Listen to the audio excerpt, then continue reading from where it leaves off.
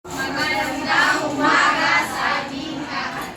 Malugod namin tinatanggap kayo sa ating pagkakataon. Tungkol sa sakitang paggawa ng mga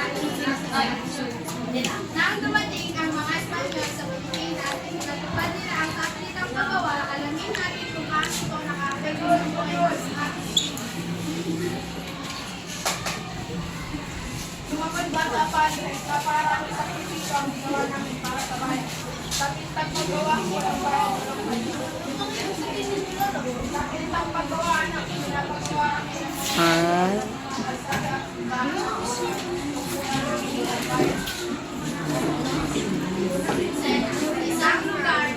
Isang lugar na kasi gawa sa ilalim.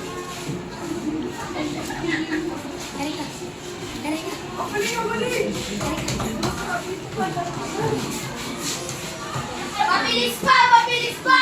Di ba kayo napapagod?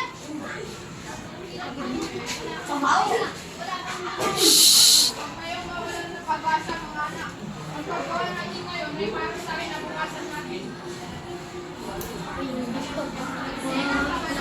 Pini Andres,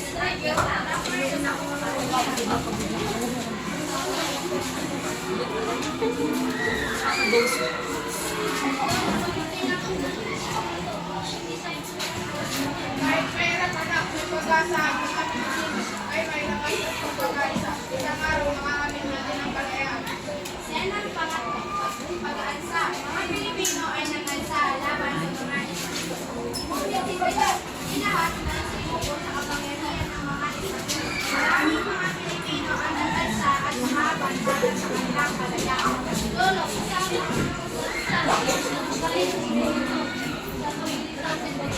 Mag-ingat ka anak, ang lahat na ito ay hindi madali.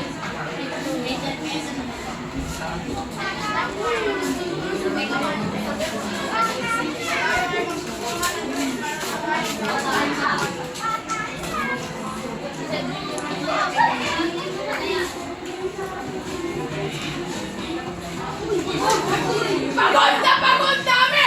Kapitao Gomez! Sinalipin niyo kami ng ilang taon ng pagpapagawa ng struktura na walang binibigay ng kapalit. sino mo mag-aalsa? Magkakatal!